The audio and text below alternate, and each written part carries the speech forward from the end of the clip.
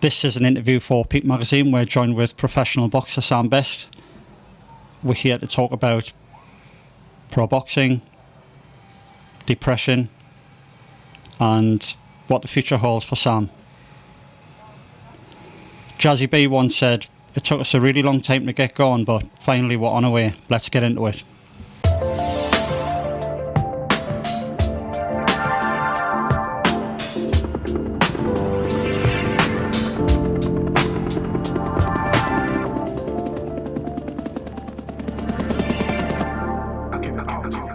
Sam, thanks so much for coming down, pal. This has been so long in the making. We've been chatting for a long time now, over, I'd say, the space of about 3-4 years, and we've been meaning to get you on the platform for ages. Well, you've already been on the platform like loads of times, but in recent years, not so much. What's been happening? Yeah. First off, appreciate you having us on. Literally good to be back. Yeah, you're right. Been meaning to get on for far too long, to be fair. Problem is, man, I've probably decided I'm coming back and then leaving the game that many times. It just got out of hand. Perfect time to get us on board. You know, we're serious, we're on board, and we're on the right track now. Basically, you know, we're making the comeback now. We're like 6.5 stone down. We've still got a little bit to go, but we're getting there. Brilliant. Sam, we do a little thing. I usually do a little thing right at the start of the podcast, and then I go, we've got a thing called On the Wall, where I ask you, as a young Sam Best, lying on his bed, looking at his wall, as a teenager, what was on your wall?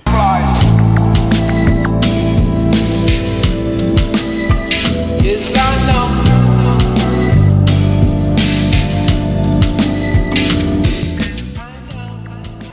Oh man, it was like every 13-year-old. It was like, whoa. I had a picture of like Eminem, but he has funny enough, like a grey jacket, and it's like unzipped. So it's probably not one that I like to brag about, but yeah, that's what I had, man. I had Eminem with like a bandana, like white bandana. I'm sure I had a white bandana and cool. Like a grey jacket zipped down. So anybody else? No, man, that was it. I got Roy Jones Jr. a little bit later on in life, right. But it was just the Eminem one, man. All right, cool. The last time we actually spoke, Sam, was at Newcastle Racecourse. Mm-hmm. And Newcastle Racecourse in Gosforth. And I don't know if you can remember, but I kind of caught you on the stairs, and you weren't in a great place. It was your first professional boxing defeat, and I seen you on the stairs, and I was like, you never lose, you learn. And I'm just wondering if you remember that night much, or have you blacked it out, or what have you taken from that night going forward? I think for probably the first 3 years I tried to block it out. It was just a disappointing time in life. You know, I'm not making any excuses. I got beat. It is what it is.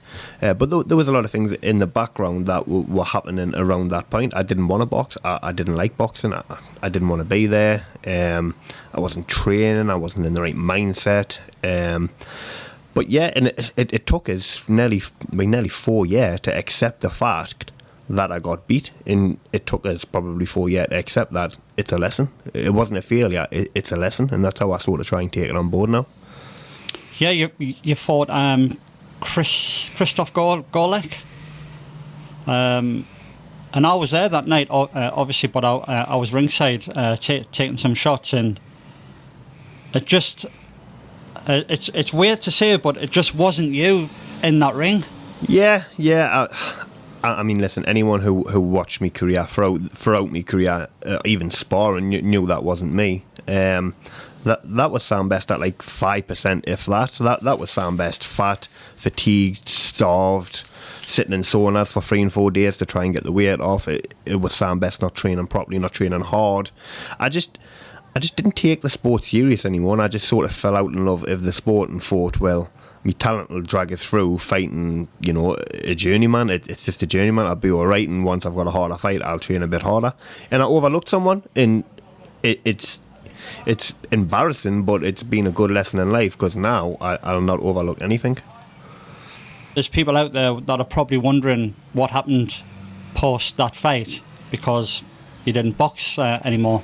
And I just want to know what the story was, what the narrative was post that fight.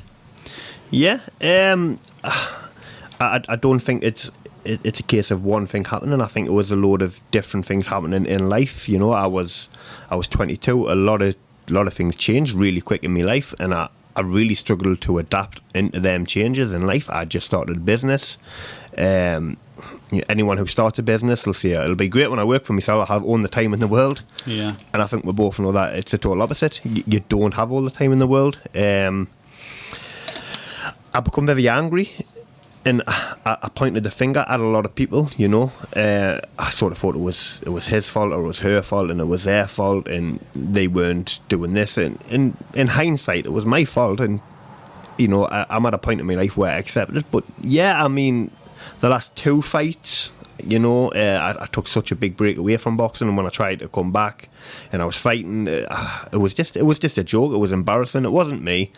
I didn't feel like me. I didn't like doing interviews. I didn't like doing the press conferences. I literally hated myself at that point in my life. I shouldn't have been there, but again, it's just I was very angry, and I sort of tried to take the anger and keep going with it, where it was just probably the wrong driving force that I needed. So where do you feel this anger came from? Because it didn't seem present when we were first doing the interviews at the Jobs Gym. You seemed like full of beans, for want of a better word. Really eager to get in the ring, and you had Tink, you had Matty Jobs, Jimmy Johnson. You had this unit around you, and it seemed like there was like unstoppable Sam's best. So what do you think was the catalyst to this kind of nose dive? Arrogance, probably arrogance. I mean, we as a team come in as an outcast. It was, I'd never boxed amateur. I was unlicensed. I only had 20 unlicensed, and I went pro, and it was sort of like, oh, he hasn't been heard of. And I'm not saying people were laughing, but the sort of people weren't taken were serious to a point where they should have been. And I think 2 and 3, 4 fights in, it was quickly, noted that I was actually, really decent. I was up there with all of them who were fighting on at that level. Steve Cooper, he come from the same background as me, and we'll probably put on the best fight of that show that night.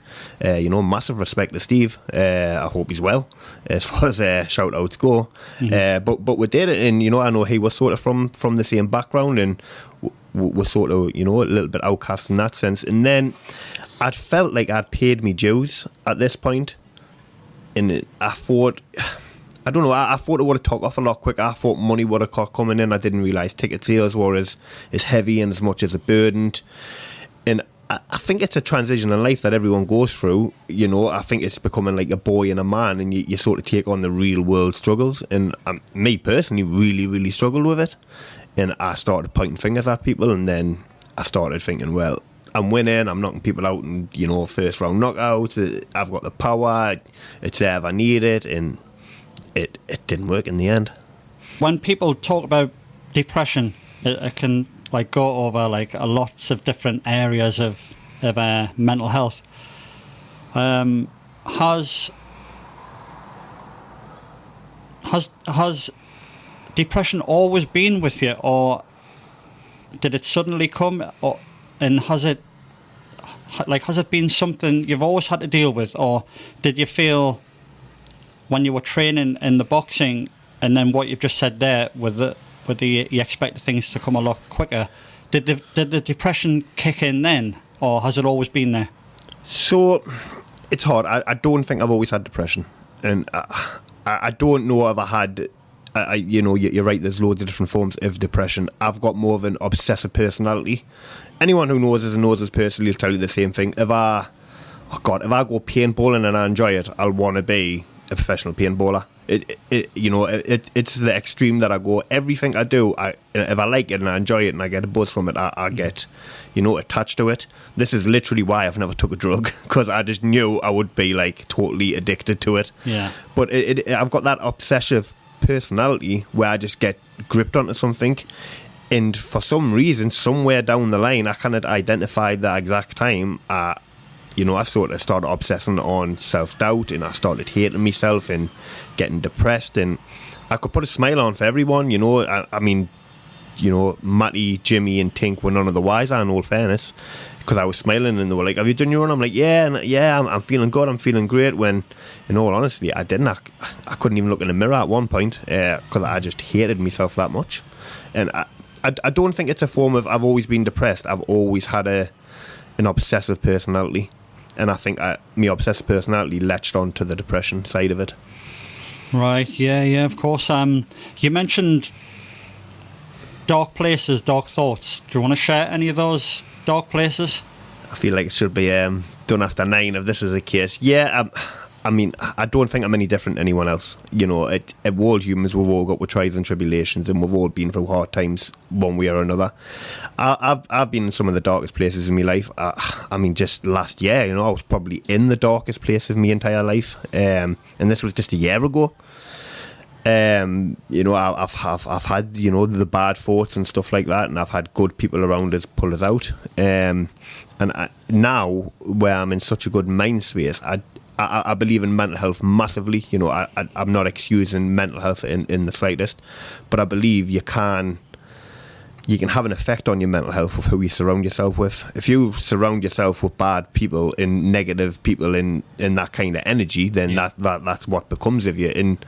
And sometimes, they probably want the best for you. So, for example, and I'm not saying this happened to me, your mum could say, don't do it, it's too risky. That there could put self-doubt on someone, where she just wants the best for you because she's trying to look after you, but you're holding you back. You need to be around good, positive, driven people, and I surround myself with nothing but strong, driven people now. Yeah, it's kind of positive affirmations. If you keep the positive affirmations in your head, like it's going to be a good day today, and like if you get a bit of bad news, you always think of the positive, whereas a lot of people would instantly think of the negative, like, oh look, this has happened now, so I can't do this and I can't do that, and it has like a knock-on effect. Yeah, literally. And I've lived this just like 2 months ago. This comeback started off great. It was great. We're flying, weight was dropping off, and then we hit a sort of a sideward scale where we're staying the same. The weight wasn't dropping. I was like, I'm getting a little bit fitter, but, and then a little bit of stress, and it was like, oh, I'm stressed. I'll just have a Chinese, and this has happened today. I'm just not training. I got in that mindset of using a negative thing to be able to take me foot off the pedal, which again isn't me. So I had to, I had to regroup and rejoice and realise where I was going to go forward. Could you talk to us about how you do regroup, and what's your thought process for someone else who's watching this who could be in a similar boat? Have you got like any advice for someone who does feel the negative thoughts, and what did you come to maybe to overcome and to keep overcoming? Yeah, I got a Stephanie, man. Steph has literally, pulled me out of the darkest place of my life. Right. Hats off to Steph in that sense. But again, surround yourself with good people. I told you before, we hit a sort of sideways, slump where it was like I wasn't really going to the gym, and I was training a little bit, and I don't know. You've got to be humble, and you've got to accept responsibility. So Tink ran me up and says, "Look at what you're doing. Are you doing it seriously? If not, just stop."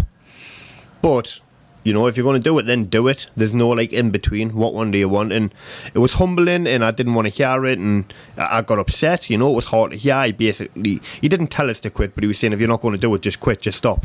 Train just to enjoy it. You've got to have good, humble, strong-minded people around you that are willing to keep your feet on the ground. One of my biggest negative factors that I've got is in the gym, I still believe I'm still 12 and a half stone Sam best. and I believe I still demand that respect, and I demand to still be, and I still think I'm that good. When in hindsight, I'm not. I'm like, I'm like 17, 18 stone, like massively fat, struggle to escape. I kind of dance around like I can, and I've got to accept that I am not the top boxer in that gym anymore, and I'm not. You've got there's 4 or 5 different pros that are brilliant. They train hard 3 times a day, everything, and that they're fantastic. It's probably being more humble and having accountability. Accountability is probably the most important thing you can do. And write it down, man. I write it down every Monday. Every Sunday I write down what I'm going to do for the weweek, and I do it. It's that little tick that gives you that little shot of dopamine where it's like, I've done it. Yeah. And you do 1, 2, 3, and when you start it on a Sunday, it looks impossible. And by the time you get to Sunday, you're like, I could have added more things on. Yeah. I think it was 2016 when we came down the gym. We're done at Sam's Best, The King's Army. Yeah, man, the interview, the documentary. I mean, brilliant. Absolutely loved doing it. I think that for anyone who's watching this, if they want to see that, it's Sam Best, The King's Army, I believe, on the Peep channel. And I think at that time you're probably one of the hottest prospects in the Northeast as a boxer. Yeah. And then I'm just trying to think, fast forward to Newcastle Racecourse. I'm just wanting to know, what was the biggest challenge that you've faced in between those times, from high flying to walking down those stairs, Newcastle Racecourse? Probably a switch in life. I'd had my little boy Owen. Me and his mum started the business at the time, and family was just more important to me than what boxing was. And instead of again taking accountability, I was finishing work and saying, I've worked hard today, I probably don't need a train. And instead of doing that, that's what I was doing. And instead of coming back and saying, right, I've worked hard, but it's time to get to work. And again, I could have pointed my fingers at loads of different people, and I could have blamed, everyone from, the fans, friends, family. I could have blamed everyone, but in hindsight, it was my fault. And then I started just grabbing on little bits of anger and using excuses.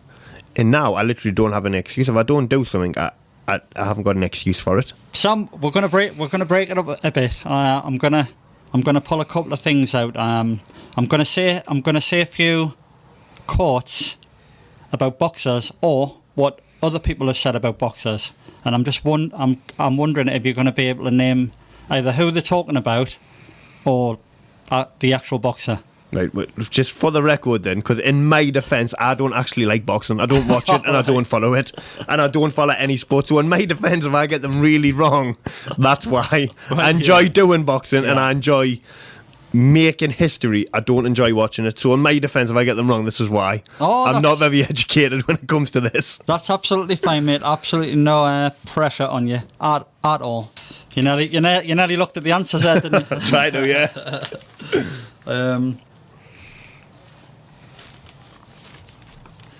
He said some words in Spanish, and I just knew those words came from the gutter. Who is the journalist referring to? I'm going to give you a few clues. Heavyweight, American, big in mid-90s. Bruh. He spoke Spanish. Yes, he said a few words in Spanish, but he's not Spanish. Oh, he's not Spanish. No. And the female journalist, so that could be another clue. The female journalist said, I just knew those words came from the gutter. Lennox Lewis. It's probably the only heavyweight I know. Of that era. Close, you're close. Who was it? Mike Tyson. Oh, I thought you said he was from the UK. No, from... did I say from I thought you said UK, man. You might not have. I thought you did. We're going to go back a few years. And then a boxer said, sure, the fight was fixed. I fixed it with the right hand. Got to be Muhammad Ali, man. Close. Oh, George Foreman. Foreman. Terrible. You might get this one, a more recent boxer, but, well, very recent in the media. He's been retired for a few years, so that's a clue there. I fight for the check. I'm in the check cashing business. Mayweather? Yes! Mayweather's about that money, man. Maybe money, Mayweather said it. I'll just a couple more. I don't want to bore you, but I think it's quite fun, you know. But we're going back to the 80s. I wasn't even born. I know. Mid 80s. A champion from the UK, I believe. Middleweight. He famously said, "I did not expect to lose this title to a black man." Is that what he said? That's what he reportedly has said. You can't say that. Oh, man. Who do you think could have said that? From London, maybe 83, 84. Ben, mind you weren't born then. I didn't even know any boxers from that time, man. I'm sorry, mate. You're going too far back, man. Alan Minter. I don't even know who that is. All right. Sorry, I'm sure Alan. there's a lot of people out there know who Alan Minter is. Right, mate, I'm just going to give you one last one. It's one of my favourite boxers from a bygone age. He was one of the first, well, I think he was the first to achieve something in boxing. Heavyweight. I made a lot of mistakes out of the ring, but I never made any in.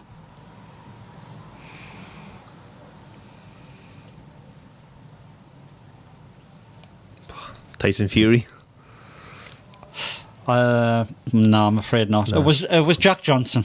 I shouldn't have that, man. I boxed with someone called Jack Johnson. Jack Johnson. I've got a few more, but maybe that's for another podcast. A more educated boxer. When we done the documentary in the Jobs Gym, you famously said, "Hard work beats talent when talent doesn't work hard." Yep. Have you still got that drive and determination going forward for 2021 to 22? Oh yeah, definitely. More now so than ever, because I've been on the opposite side of it. You know, I got beat thinking my talent would carry us, and it didn't. And as far as talent go, I am talented. I'm quite a talented boxer. Mm-hmm. I'm slick. I can move. You know, I'm very slick for like a light heavyweight / cruiserweight. You know, I've got the head movement. I literally dance from like a middleweight. And I landed on the talent. I thought my talent would drag us through, and it just didn't. I got beat off someone that was just dead basic and dead. There was absolutely nothing to it. The punches didn't hurt. There was nothing like that. I was never hurt, but he just outworked us. And that was it. Yeah. Are you still involved with the Jobs Gym, Matt, Tink, and Jimmy? Yeah. So when I decided to make this comeback, I went and seen them, and I told them, and they basically told us to F off, because I've done this about 80 times. But right, you know, it's yeah. You know, I'm one of these person that, you know, I latch on to the people around us, and I couldn't possibly go back if it wasn't with them. I mean, Tink was sort of out of the game altogether, and I begged him to literally say, "Look, if I do it, will you get your license again?" And he promised it as he would. I respect, you know, every coach and, you know, every fighter, but I quite simply wouldn't have made the comeback if they weren't going to do it with us. I started with them, and that's how we'll end. I'll never ever change coaches. So we'll want to bring this interview up to date now, and you've had a couple of new ventures. Real Roofing, could you talk about that a bit, please? Yeah, so, you know, again, I'm going to go back to people who know us personally. You know, I love business. I love the whole entrepreneurship sort of thing. You know, I'm always jumping from pillar to post to where am I going next. But yeah, the new company's called Real Roofing, and it started. It's there's two directors. There's me and there's Mark. And Mark trained me as an apprentice, and I mean, Mark, a little bit like Tink, Jimmy, Matt, has been, you know, they've been idols to us growing up. You know, I was really close to Mark. You know, we had a good working relationship for 10 years. And yeah, we decided to sort of go together because what I lacked he had and what he lacked I had. But I love business. I love the entrepreneurship. I love the drive. I get up at like 3 o'clock on a Sunday morning writing down a new idea that I've got. I've got a new website that's going to be launching soon. That I've invested 20 grand into. And that's to help boxers and up and coming actors and you know up and coming superstars or up and coming, you know, like professionals. Oh, right. To help get them off the ground. So I'm really excited about that. But we're just, you know, we're just trying to get a couple of loose ends tied up and exactly get the right amount to be invested into it. I mean, that sounds great. Is the real roofing basically you do what it says on the tin? You do roofs. Yeah. Do you do other aspects of houses or buildings or? Yeah, so Real Roofing is a commercial and domestic roofing company. We do everything from a slate repair to an industrial massive flat roof or a pitched roof, and everything in between. Wow. You know, we've got 4 members of staff on at the moment with 2 subcontractors, and it's just going strength to strength so quick. It's moving, you know, at such a fast rate at the minute. It's fantastic, and it's what we want. Obviously, I've been around business now for like 5 years, so I've built the contacts, and I've got it in. I've got a lot of friends in a lot of different places, and you know, I do a lot of networking. I'm constantly networking. I actually run a networking meeting at the moment, which is great. It literally, I mean, that started my first business and basically flowered it. Wow. I mean, as you were saying something off camera about you maybe want to get into inspirational talking and talking to large crowds and what's the word I'm looking for? Motivational. Yeah, and inspirational. Getting large crowds and trying to teach people how to kind of better themselves. Is that something that you still want to? Oh yeah, pursue? yeah, massively. I mean, I've wanted to do this since I've been a kid. Right. A lot of people have different outlets of how they escape and how they motivate and what they like. A lot of people listen to music. A lot of people work out. There's a lot of different outlets. Me personally, I always find the most comfort at listening to motivational speakers. You know, Gary Vaynerchuk, Simon Sinek. The list could go on. Les Brown. There's absolutely loads. Eric Thomas. Tony Robbins, yeah. Tony Robbins, brilliant. But you know, and I just love it, and I feel like there's so much wisdom goes into actually what they say. It's just amazing, and yeah, it's one of the most important things that I've always said in life. Before I die and I leave this earth, I want to leave, you know, a legacy, and I want to try and inspire people. You know, I come from absolutely nothing. You know, we come from the worst of the worst. Me and my little brother, and I mean, he's in university. Oh, really? He's getting scholarships. He got a scholarship into a private school because he's that intelligent. Wow. And now he's in Leeds University. I'm super proud. And obviously, I failed through school. I haven't got a GCSE, and I run 3 businesses. I just want to show that everyone can do it with the right guidance and the right people around them and the right drive. Yeah. You know, again, hard work beats talent when talent doesn't want to work hard. Yeah. I've got people who have got straight A's who work for me, and I failed. It's crazy, but yeah, I love to inspire, and I love being a good leader. Probably more than anything else. I love leadership. I love motivating everyone and being a good and just being a good person. And it's just morals that I've had since I've been a kid. Oh wow, sounds brilliant. Big shout out to Sam's little bro. The last time I seen him was at Job's gym when he was I think he was trying to get into boxing, or he was thinking about it. Yeah, I think he was trying to like sort of like do the same thing I'd done. Yeah. And I think we had a conversation where I was like, boxing's just, you're not a boxer, man. You're too smart. Right. But Kai's bigger than me. It's nuts. He's like Really? 6'4". Really? Yeah, he loves his basketball, loves his rugby, man. Again, super proud. Oh mate, I wish him the best. I do. Yeah, so I'm going to give away, courtesy of Star Pro Sports, I'm giving away a couple of boxing gloves, headgear, pads, hand wraps, and hand gels. Basically, I'm going to give away Star Pro 33 headgear. Going to give away that. And then I'm giving away these hand wraps and these Star Pro gel mitts, I believe they're called. Going to give them away. I'm going to C20 Star Pro boxing gloves. Still in the packaging. And I'm giving away Star Pro T20 hand pads. I mean, this is going to be great for anyone getting into boxing or training or whatever they want to do with it. But I'm looking for 7,000 subs. Once I get that 7,000, I'm going to randomly pick a subscriber. And I just hope that you're into boxing or you know someone who's into the fight game. And I'm going to just give all these away to the lucky person who subscribes to the channel. So I'm giving all that away, this 5-pack.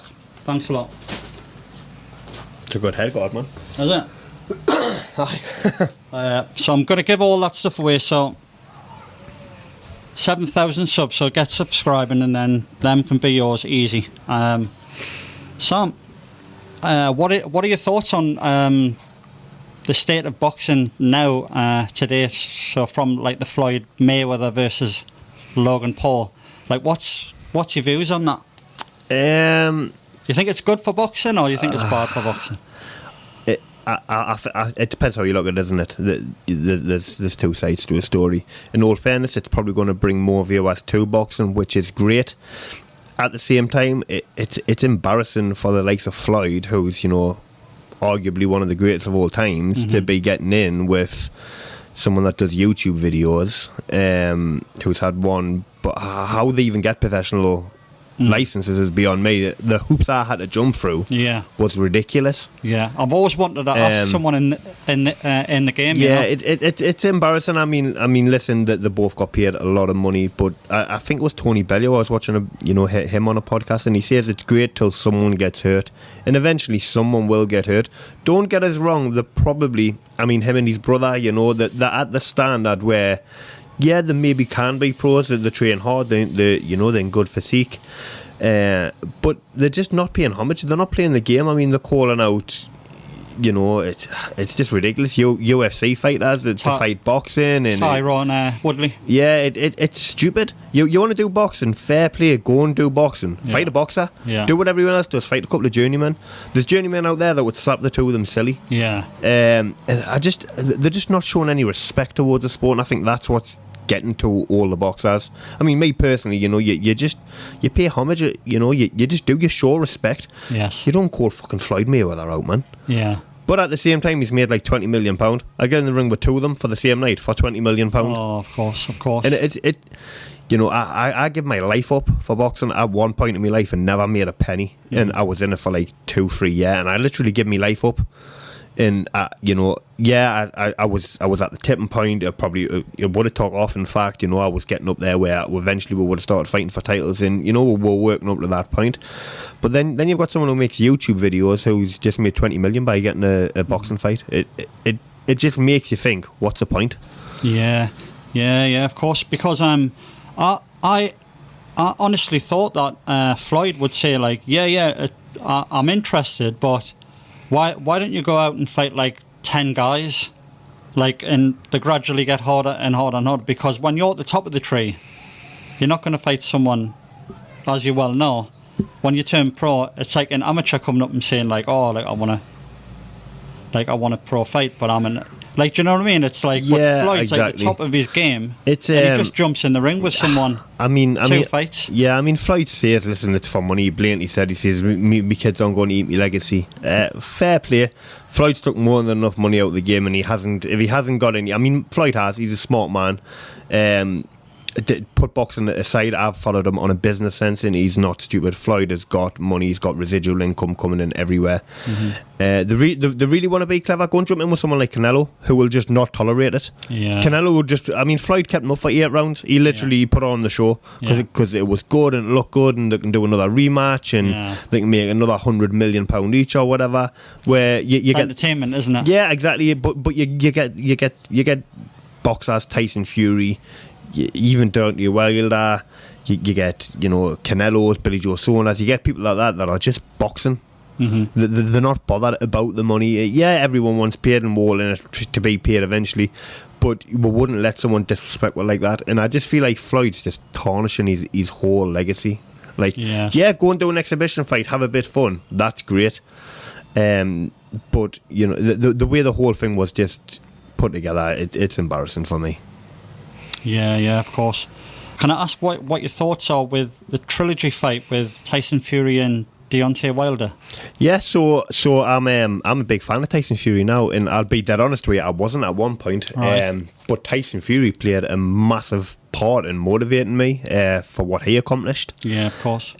Basically, I'm not saying I went through exactly the same thing. He would have had different demons to me, but we're sort of done the same thing. I got to a point in my life where I thought I couldn't come back, and I seen him do it, and I'm like, actually, it's doable. Yeah. So massive respect to him in that sense. Been an inspiration to a lot of people. Oh, definitely. And I didn't like him at first. I thought he was a bit too corny. But the more I watch him, the more I think he's just dead real. Yeah, I think he'll just school Deontay Wilder again. Right. He's too intelligent. He's literally the equivalent of like a Floyd Mayweather heavyweight. He's too smart. Everyone thinks Tyson Fury's stupid. He's not. No, he's absolutely phenomenal when it comes to the nitty gritty stuff in boxing. He'll take what you got at and he'll take it away from you. I mean, he's an expert of the history as well. He's an expert on like every fighter, every weight. Oh yeah, exactly. He knows it all. He just knows how to get into people's head too. He's so mind strong. It's crazy. But it's a shame we don't see him and AJ. We will eventually. I think we'll see it. Probably. And I think my money's on Tyson Fury, if I'm being honest with you. Right. I think he's just unstoppable at the moment. Right. But I would have liked to seen AJ to oppose a Wilder, but fair play, Wilder probably deserves the trilogy fight. I just don't like the way Wilder handled the defeat. If you get beat, just put your hands up and say you got beat. Do you think it was the costume? Nah, the costume? You just got beat. Don't wear costume to the ring. You just got... Listen, boxers go on 10-mile runs, we do workout for 2 hours.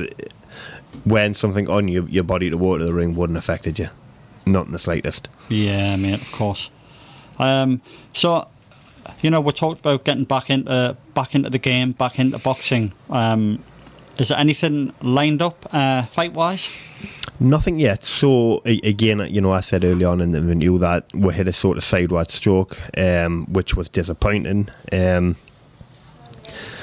But yeah, nothing as of yet. I've applied for my licence, so I just need to get back to the boxing board and explain what I've been doing for 5 years. Nothing yet. I'm hoping, maybe, I don't know, January, March time next year. Probably, I think that's when. I don't want to go in too early. We're still undecided if we're going to go down to light heavyweight, if we're going to go cruiserweight. I was 24 stone at one point in my life, so I'm losing, a lot of weight in general now, and I'm not getting any younger. So yeah, I think probably anywhere December, March time, I would probably say at this point. Right. Okay.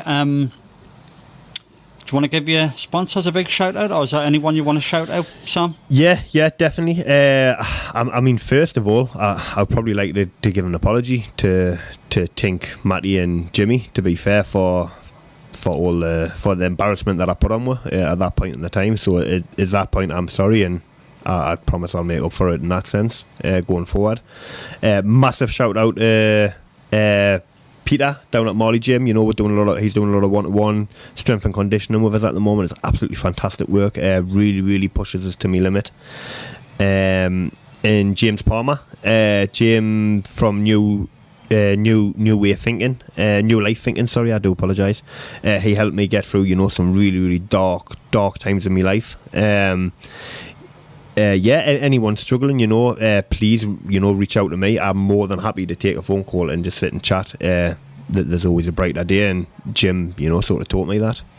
And he literally trained us to rethink the way I see life, and it's worked. And how does anyone get in touch with Sam best? You just message me on Facebook, you know. I accept all friend requests and stuff like that in case you're, you know, fans of the sport and stuff like that. I always have. Just drop me a message if you ever want to just have a chat. I'm more than happy to give my phone number to you. You know, you can ring me anytime you want. I'm more than happy just to sit and talk about your problems. I've found, you know, just speaking about it just helps, you know. Like, listen, we're human. Doesn't matter if you're man or woman. I don't like all this man speak up stuff, women speak up. I don't like all that. Everyone's just the same. If you've got a problem, just reach out, and it's better to talk about it. Sam, thanks for coming down. It's been really great chatting to you, and I'm going to follow your career as I always have the last 5 years. We need part 2 of the documentary, man. That needs to be the next thing. Part 2. Yeah, mate. Anytime the door's always open. Yeah, I appreciate the time, Cliff. I really do. Cheers, Paul. Thanks a lot. Thanks, mate.